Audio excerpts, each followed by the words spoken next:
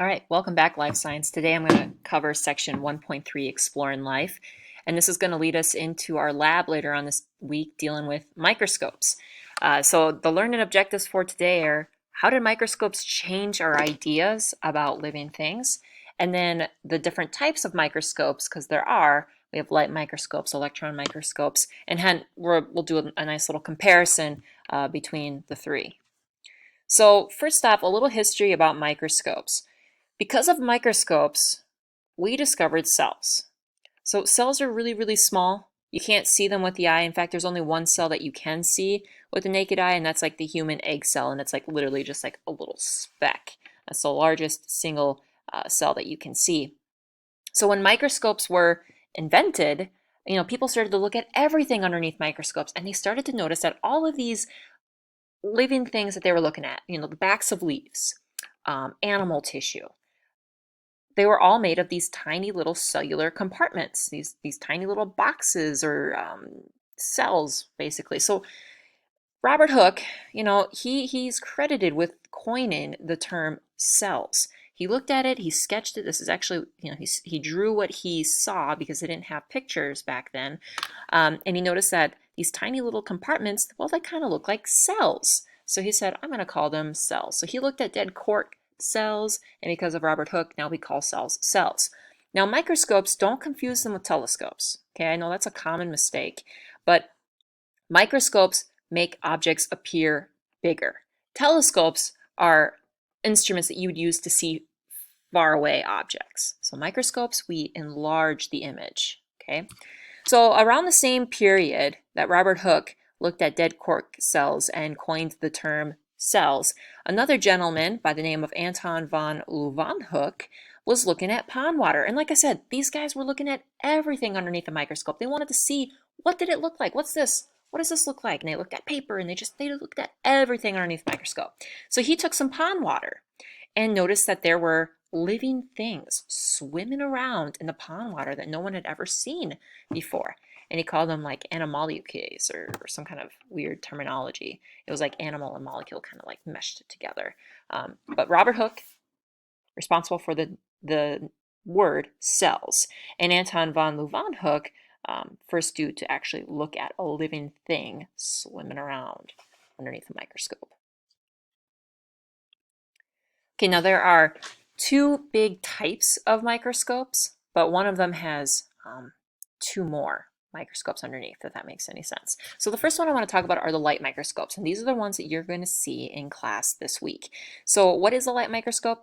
We use light and lenses to make an object or an image larger. All right, and an example would be a compound microscope. So the microscopes that you think about, these are the ones that you are familiar with, or at least you will be this week. Now the other kind are called electron microscopes, and they use electrons, a beam of electrons that either go through an object surface or bounce off to produce an image, but they use magnetic fields and electrons to create that image. And so there are two types. One is transmission electron microscope, also abbreviated as TEM, and you would use transmission electron microscopes to study things inside of a cell. So you'd get like a nice little cross section of it, and you would see through it. You could see all the organelles and parts of that cell. Now the other type of microscope, and I think I'm blocking it, sorry, is called the scanning electron microscope, abbreviated SEM. And you would use a scanning electron microscope to just study the surface. The electrons don't penetrate through the specimen or the object you're looking at. They hit the specimen or the cell that you're looking at, and then they bounce right off. And then that bouncing off, you'll see the 3D image. So transmission literally goes through the organism, and scanning electrons bounce off. Okay, so let's take a look at some images produced by the three types of microscopes: light microscopes, and then your scanning electron microscope, and then your transmission electron microscope. So this panel right here is showing a light microscope. And so you can see we can't really zoom in. I mean, this is probably as good as it's going to get. And the cells kind of have to be transparent in order for light to travel through. And so we'll take a look at like your own cheek cells this week. So you'll Hopefully you'll see some of your cheek cells, maybe some foreign food particles or something like that. But yeah, this is as good as it's going to get with a light microscope. Now, electron microscopes, these last two panels, you can get some really nice detailed pictures. So scan and remember only looks at the object's surface. So here, I don't know if this is pollen grain or if this is some type of one-celled organism, but you can see that we can get nice detail on the outside surface of this specimen. So another beautiful picture there. Transmission means, remember, it's going to go through the organism. And so we have over here literally a cross section. That's what we call a cross section. Like if you were to take an object and slice it so you could see into it, that's what you get with a transmission electron microscope. Now, the advantages with a light microscope is you can look at living things underneath some magnification, that like they'll still be alive.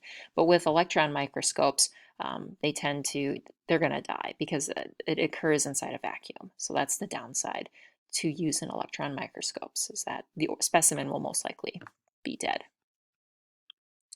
Here's another picture doing a comparison of scanning and transmission. So over here you can see these are pollen grains, and you can definitely see the unique outside structure of pollen grains. This is what causes allergies, okay? So this is outside surface, scan and electron, and over here, this is transmission. That means if that beam of light literally traveled through this organism, that's what you would see. And there's the nucleus, it looks like, with a bunch of vesicles on the outside. All right, so with your eye, you can only see like up to your hair fiber, maybe that human egg that I had mentioned when I started this video.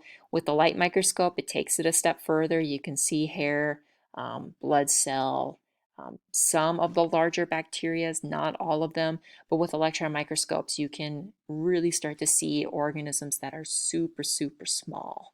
All right, the last thing I'd like to leave you with is what do we use microscopes for?